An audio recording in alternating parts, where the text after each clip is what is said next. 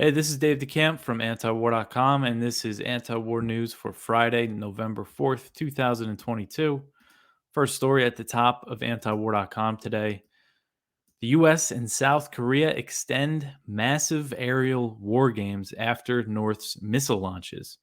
So the US and South Korea have decided to extend these major war games they are holding after North Korea put on a massive show of force in response to these drills.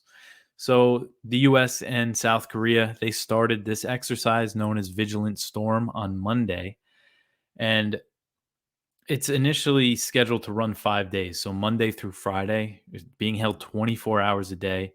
It's a huge aerial war game. It's the largest ever iteration of these drills. It involves about 240 warplanes. They're planning 1,600 sorties, which is apparently the largest they've ever planned for this drill. So, they started this drill on Monday. North Korea made clear that, they view it as an exercise for a war on them, and they said that they would respond, and they responded in a pretty big way. On Wednesday, they launched 23 missiles, which is said to be the most they've ever fired in a single day. They also fired over 100 artillery rounds on the same day, and then on Thursday they launched about at least 6 missiles. So Lloyd Austin announced the extension of these Vigilant Storm exercises after a meeting with his South Korean counterpart, Lee Jong-soo. He said that after consulting with him, they decided to extend the drills, and it's not clear how long they're going to be extended, but North Korea is already warning of more consequences. This is from a North Korean official that said, quote, "The irresponsible decision of the US and South Korea is shoving the present situation caused by provocative military acts of the Allied forces to an uncontrollable phase," end quote. During their meeting, Austin told Lee that the use of nuclear weapons by North Korea would result in the end of the country's leader, Kim Jong Un. According to the Pentagon, Austin said, quote, "Any nuclear attack against the United States or its allies and partners, including the use of non-strategic nuclear weapons, is unacceptable and will result in the end of the Kim regime," end quote. So tensions have been growing on the Korean Peninsula throughout the year. As I've been going over a lot, Kyle Anzalone has really been on top of it over at the Libertarian Institute.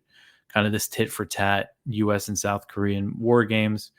North Korea fires some missiles, or they just the rhetoric is very high. Just everything is very tense on the Korean Peninsula, and it came after the U.S. and South Korea began conducting war games after a long pause. Um, and North Korea has fired a record number of missiles in 2022, the most in a single year. And the pause in U.S. South Korean war games, that came as a result of the diplomacy between the Trump administration and North Korea. Of course, Trump met with Kim. Um, and although not much really happened after that, it did really cool tensions down for a while. Again, they weren't doing war games, and there wasn't any missile tests. But the Biden administration, they're refusing to change their approach to the North. They're still calling for the denuclearization of the Korean Peninsula, and that's really just a non-starter for talks with the North. And the U.S. and South Korea, another factor in all of this is the fact that Yoon Suk Yeol, who is the new South Korean president, he came into office back in May, and he vowed that he would take a harder line on the North. And since he came in, the U.S. and South Korea have strengthened military ties. And again, he vowed to take a harder stance than his predecessor, Moon Jae-in, who is a proponent of Korean unification. For a minute there, under Moon and Trump, it looked like there was a good chance for some kind of peace deal and an official end to the Korean War that still hasn't been technically declared over. But that's all, that seems like it's far behind us now with these tensions so high. So expect, we'll probably see reports soon of more South Korean missile tests, and things are just going to keep getting really tense in that area, just like every other part of the world, it seems like. All right. The next one here, senators vow bipartisan support for Ukraine after the midterms. So Senators Rob Portman, he's a Republican from Ohio, and Chris Coons, a Democrat from Delaware, they visited Kiev on Thursday. They made the trip to Ukraine, and they pledged that there will be strong bipartisan support for providing massive amounts of aid after the upcoming midterm elections. Coons said, quote, I am confident that bipartisan, robust American support for the fight of the Ukrainian people will continue in Congress, end quote. So, supporters of Ukraine in Washington have been concerned after House Minority Leader Kevin McCarthy said that a Republican controlled House won't be willing to write a blank check for Ukraine. But other Republicans, including Mitch McConnell, who's the Republican leader in the Senate, they've been trying to downplay the concerns, insisting that the aid will continue to flow unimpeded. While in Ukraine, Coons and Portman met with the President Zelensky, and Portman said that he vowed the U.S. will be backing Ukraine until it achieves victory, which for Zelensky and his government means driving Russia out of all of the territory it controls, which includes Crimea. Portman wrote on Twitter, quote, I said the U.S. must remain committed to aiding Ukraine to victory. I believe a Ukrainian victory is necessary to reaffirm the importance of the sovereignty of free nations and the importance of upholding international law around the globe, end quote. After meeting with Zelensky, after the meeting, Zelensky described these two senators as true friends of Ukraine and said that they support a joint victory. So, somebody pointed out in the comments that Portman is not up for re-election, so he's going to be gone come January when they swear in the new Congress. But anyway, so while the Republicans are still expected to support aid for Ukraine, enough of a majority, I think that it's not really going to make much of a difference. But there was 57 House Republicans voted against the $40 billion Ukraine aid bill that was passed in May. So that's a small group for the House, but that's still a significant number. No Democrats voted against it. And more, I think, are probably questioning the policy. I know a lot more Americans are, just ordinary people, as inflation, just everything we're dealing with prices, and we're just shipping billions to Ukraine. So hopefully, that puts pressure on them to change or make a difference. But Ukraine is expecting Republicans to keep sending weapons at least, but they're a little worried that they're not going to send all this money that they want for their budget, which we're going to get into a little more in the next story here, which is Ukraine's parliament approves its 2023 budget that has a $38 billion deficit. So it has a record high $38 billion deficit. They're calling it a victory budget. Ukrainian Prime Minister Denis Shmyhal said after the vote, quote, this budget will do everything to bring victory closer. It was with this philosophy that we drafted this budget, end quote. So he's saying that the budget includes about $27 billion for military and security spending. So that's what Ukraine is going to spend on its own military and security. And kind of to put that figure in perspective, the Pentagon has said that the U.S. has pledged $17.9 billion in military equipment, in arms for Ukraine. That's what they're pledging in weapons and other equipment to ship there. But according to the German-based Kiel Institute, and I guess this is taking in other factors, other types of military aid, training, and things like that into account, they're saying that total U.S. aid for Ukraine since January 24th is the date that they used, which is a month before the invasion. But there wasn't much in between January 24th and February 24th. I mean, the vast, vast majority of it would be after the invasion. But they say it stands at about $27 billion, and that's less than a year, and that's what Ukraine is going to be spending on its own military for the 2023 budget. Now, with the $38 billion deficit, they're expecting the U.S. to pay most of it. He's previously said, the Ukrainian prime minister, that he expects the U.S. to hand over $18 billion for the deficit, and the EU and the IMF are going to make up the rest. So this is kind of something. When we say Ukraine's worried about they might not get all this budgetary aid, This is really what they mean. I mean, they're literally just whole government is reliant on just getting cash from the U.S. And kind of with these concerns about Republicans, as I've went over quite a bit, Congress, they, according to a report, it was from NBC News, lawmakers from both sides, Republicans and Democrats, they're looking to pass a new Ukraine aid bill before the new Congress is sworn in January. That would cover the entire year, and the number being floated is about 50 billion. So we might see that happen. I wouldn't be surprised if it's more than 50 billion, and this budget deficit money, this 18 billion, is expected to be in there. I would guess. So if they pass that, then they don't have to worry about it. But Ukrainian officials have said, okay, well that's good, but what about the years after that? Because you know they expect this war to go on for years and years, and they're going to want all this aid and funding from the U.S. Um, and Zelensky, he's asking also for another 17 billion from international donors on top of the 38 billion for next year to cover reconstruction projects that he wants to start. All right, I just want to take a moment to mention again our sponsor, How the West Brought War to Ukraine by Benjamin Ablo.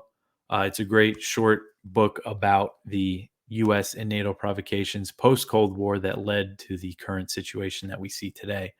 And if I've been talking about this book for a while. If you've read it and you like it, please, to help him out, you can go review it on Amazon. It's also available at Barnes and Noble, and I think Barnes and Noble's website, and I believe Goodreads is another place where you could buy it. So you could go give reviews there. And just to give you the rundown here of the people that have that endorsed the book and wrote blurbs for it. I mean, you have Chaz Freeman, John F. Matlock Jr., who's a former ambassador to the Soviet Union, who's been really uh, a important voice today, because he's saying that he thinks this war could have been prevented if Ukraine fulfilled the Minsk Accords and declared neutrality and said no to NATO advisors and things like that. Douglas McGregor, John J. Mearsheimer, and Noam Chomsky as well. He's on the cover. So yeah, I mean, it's just endorsed by a lot of great people. You could purchase the hard copy for $10. The Kindle version is $3.99, and soon there's going to be an audiobook, and I'll definitely let you know when that comes out. So I know a lot of people. That's how most, maybe not most, but that's how a lot of people read books these days, is the audiobook. But yeah, go review it to help support Mr. Ablo out. He's really working hard to get this message out to a lot of people. Okay, next one here. Let's see. The IAEA says that it sees no signs of a dirty bomb at Ukrainian nuclear sites. So the International Atomic Energy Agency has found no traces of undeclared nuclear activity at sites in Ukraine where Russia alleged work was being done to create a dirty bomb. And a dirty bomb is a conventional explosive mixed with nuclear material. The IAEA issued a statement on Thursday that said its inspectors examined 3 sites in Ukraine at the request of the Ukrainian government and did not find any indications of undeclared nuclear activity or materials at these locations. So Russia began warning that Ukraine was preparing to use a dirty bomb towards the end of October. And Russian Defense Minister Sergei Shoigu, he even spoke with his Western counterparts about the allegation. Russia also brought the issue to the UN and said that its forces were preparing to work under radioactive contamination. So Ukraine has, strongly denied it. The US, the UK, and France, they issued like a statement basically saying Russia is lying and that they might be using it as a pretext to escalate, which I don't think is really right, because Russia, they don't need reasons to escalate. They're not concerned with what the West thinks anymore. I think that's pretty clear. But it's a strange situation. I mean, Russia was really warning about it, so maybe they did get some kind of intelligence that they thought Ukraine was trying to make a dirty bomb or exploring the idea of it. But the Ukraine invited the IAEA to check out these sites. So if they had something to hide, they wouldn't have done that at these particular sites, or they cleaned it up already before they came. But I just wanted to write a follow up on this because I was covering these Russian accusations. And of course, with the talk of the dirty bomb, that led to more talk of nuclear weapons, But this week, the US has said that they've seen no sign that Russia's made any kind of decision to use nukes in Ukraine. And Putin said last week that he doesn't have any plans to. So, next one we got here, China. China's foreign minister says that South China Sea claimants should jointly resist the U.S. So, this is Chinese Foreign Minister Wang Yi. This was reported by the South China Morning Post. So, he's saying that the claimants, all the countries that lay claim to areas of the South China Sea, should resist U.S. intervention in the issue. China, as well as Taiwan, the Philippines, Vietnam, Brunei, and Malaysia all have overlapping claims to the South China Sea. And the U.S. has inserted itself in this maritime dispute and formally rejected most of China's claims in 2020. And that was done by the Trump administration, and that was reaffirmed by the Biden administration. So if you're watching the video, I have a map here of all the areas that these countries claim, and China's is the biggest, as well as, well, Vietnam's is pretty major too. It's that blue line that really extends out very far. And Taiwan also claims the same area as China. But you see, they're all overlapping. All these Southeast Asian countries have overlapping claims. And really, the U.S. position is just against China's claims. So they're not really picking a side. But the U.S. has rejected China's claims under the framework of the United Nations Convention on the Law of the Sea. It's a treaty. The abbreviation is UNCLOS. And it's an international treaty that defines the rights of nations to territorial waters. And now, while the U.S. is using this treaty to reject Beijing's claims, the U.S. is not a party to the treaty, as it has never been ratified by the Senate. And that's something that Wang mentioned in his remarks. He said, quote, "Some countries not only refuse to accede to the United Nations Convention on the Law of the Sea, but also concoct the Indo-Pacific strategy to compile exclusive small circles, engage in close provocations at sea, show off forces, endanger the peace and tranquility of the sea. This should be jointly resisted," end quote. So what he's referring to when he says the Indo-Pacific strategy, that's something that the Biden administration released, I believe, back in February, earlier this year. In the document, it calls for a greater U.S. presence in the region to counter China, with a focus on building alliances and boosting partnerships. Wang, interesting. I thought this quote from him was very interesting. He said this back in April that such an effort, U.S. alliance building in the region, could lead to what he called Ukraine-style tragedy. So he's drawing some parallels there to NATO expansion and things like that. And another aspect of the U.S. involvement in the South China Sea dispute is the U.S. naval operations in the disputed waters. Since the Obama administration, the U.S. has sailed warships close to Chinese-controlled islands in the waters, raising tensions with Beijing. The U.S. has also cited a 2016 International Tribunal ruling. Oh, so when the U.S. rejected their claims in 2016, an International Tribunal sided with the Philippines against China in their claims to certain areas of the South China Sea. So the U.S. also cited that, and that ruling was made under UNCLOS as well. And Wang, he hit out at that ruling. He called it an abuse of arbitration. So clearly, China does not agree with it. But the U.S. and the Philippines, they recently held war games in the region. Around 3,500 troops stormed a beach in the South China Sea near a disputed reef. So I guess that could be simulating capturing some of these islands, rocks, and reefs from China. And the U.S. and the Philippines are treaty allies, and the U.S. has warned China repeatedly that their mutual defense treaty applies to attacks on Philippine vessels in the South China Sea. So once in a while, there's like a little standoff between China and the Philippines around these disputed rocks and reefs in these waters. And whenever that happens, the U.S. comes out and says, "Hey, if you guys fire on Philippine boats or something happens, we'll go to war over it." It's really something how strongly they come out and say things like that. So there's always a chance of a flare up here. And I wrote a pretty extensive article about it like 2 years ago that I'll link to in this article if you want to go check that out. This was like when I was writing more opinion pieces, but it's called "The U.S. Has No Place in the South China Sea Dispute." So you know what my stance is from the title. Um, all right. So the next one here, this is interesting. It's from Politico. It's titled "Biden Froze Out China's Ambassador. He May Regret That." So, China's ambassador to the US just became one of the more powerful people in the Chinese government.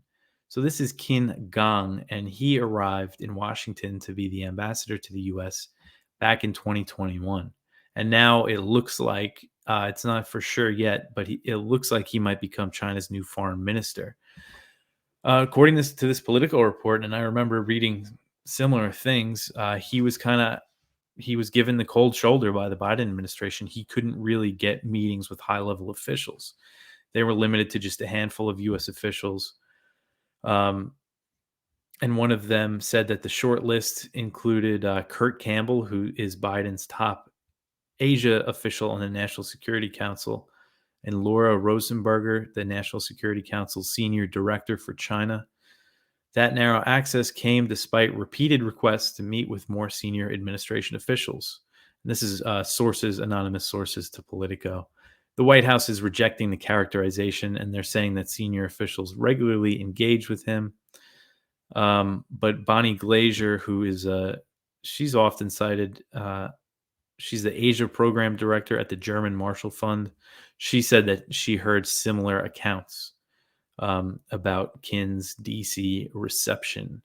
So it looks like he was interesting because I followed him pretty close because, at the time, this is what I do. I really follow the US China stuff very closely. When he first came to Washington, he really brought like a message of good relations. But as things went on, he kind of got a little more and more pessimistic. And I guess, this is probably part of the reason why. But I quote him a lot because back in January, he said explicitly, U.S. support for Taiwan, what he calls, their independence forces. If the U.S. keeps increasing that support, he said it will lead to war between the U.S. and China. Um, so, that's what China's saying, and nobody's really taking their warning seriously. It seems like because it appears that the attitude in Congress is that they have to arm Taiwan now. The attitude is that they didn't give Ukraine enough weapons. They didn't support Ukraine enough. That's why they got invaded. Even though it's clear that a major part of why this war was launched by Russia was because of how much Ukraine was in NATO's orbit, how it was becoming a de facto NATO member. Um, all right, so we left up the one from yesterday about the U.S. saying that Iran is not trying to build a nuclear weapon, and then the last one we put up here. This is from Al Jazeera.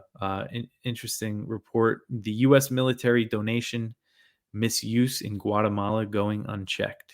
So this is a U.S. government watchdog report saying that the U.S. lacks concrete policies to properly document and address alleged misuse of military equipment donations in Central America.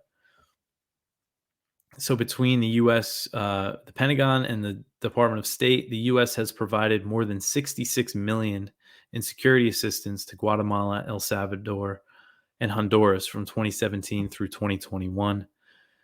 And there's multiple allegations of equipment misuse, but they don't really have a way to track them. Basically, they're sending this stuff and they don't know what it's being used for. And this is from the U.S. Government Accountability Office. So it's, kind of similar to Ukraine, although 66 million doesn't sound like much. It's mostly, I think, the big items are like vehicles and stuff. But yeah, it's just another misuse. Yeah, here. So the findings came just 3 weeks after the Pentagon donated 95 vehicles to the Guatemalan army for use in border security, despite past misuse of U.S. armored jeeps donated to the Guatemalan Ministry of the Interior in the border region as well.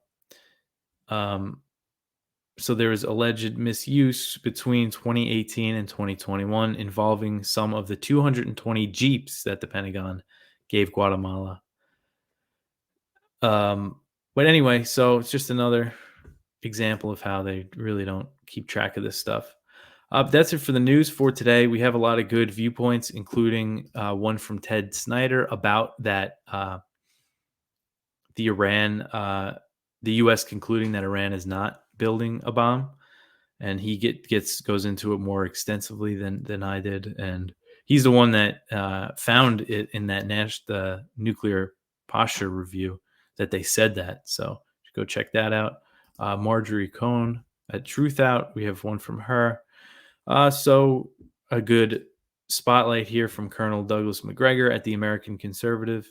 So go check all that out. I know there's a lot to read, but we got a lot of information. Also, the picture story is about the new members of the Knesset that won in Israel's election, and they're pretty extreme, and they seem like bad news. But that's it for me for today. That's it for me for the week. I'll catch you after the weekend. Um, Subscribe to the YouTube channel, Odyssey, Rumble if you want the video. Download wherever you listen to podcasts, and you could leave reviews too in like the Apple Podcast. That helps, and share it with your friends on social media and all that good stuff. But that's it. Thanks for listening. I'll talk to you after the weekend.